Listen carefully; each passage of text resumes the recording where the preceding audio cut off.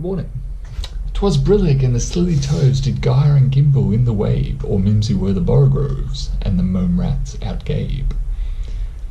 This opening stanza from Lewis Carroll's 1871 nonsense poem Jabberwocky was included in the sequel to the famous Alice in Wonderland, Through the Looking Glass. It has been referenced numerous times in the last 100 with movies, books, TV shows, and of course, university assignments. Its creative words evoke imagination and wonder. Now consider today's classrooms. Are they environments that evoke imagination, wonder, and creativity? Is amazing. Now let's look at our classrooms of today. Are they sources of inspiration? Do they inspire learning, inspire creativity? Will we be talking about them for 150 years? Sources of inspiration for students and teachers.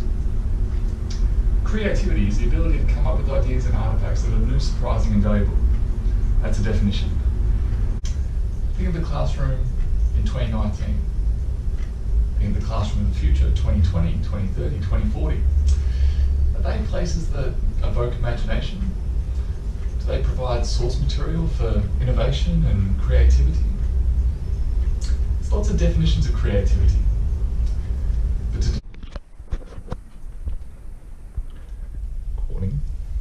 Creative classrooms. Blah, blah, blah, blah, blah. Creative classroom. Blah, blah, blah, blah, blah. Creative classrooms. Blah, blah, blah, blah, blah. Creative classrooms. Blah, blah, blah, blah, blah. Creative classrooms. Ideas. There's many definitions of creativity. I find them pretty ambiguous. It's like, how do you define love or joy? Instead, we need a contemporary reimagining of creativity, utilising current behavioural models similar to Bloom's taxonomy, creative taxonomy, where creativity is at the top of the pyramid. It's where you want to get to. Zykotsky's zone of proximal development. Let's have the children, the students, what they know. Let's scaffold in that zone to get them where we want them to go. We need to scaffold in that zone to get them to be creative in their workings.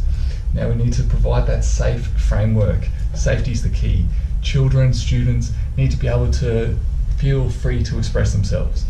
Go big, go home. Make the mistakes without fear of ridicule.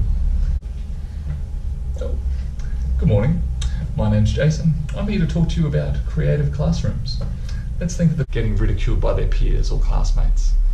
Now, in this safe environment, creativity is the individual blah, blah, blah, blah, blah. Colours on the wall, the music, the chair placement, the pot plant in the corner. Things like that students respond to.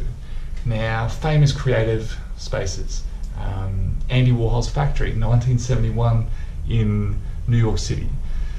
Famous place where lots of creative minds. We need to be aware. We need to be self-confident, persistent, have a sense of humour. We need to nurture this critical thinking amongst our students using pedagogical practices, a total teacher efficacy throughout the school, changing the environment, making everything feel safe. Our creative classroom are going to evoke imagination. They're going to provide source material for novel insights.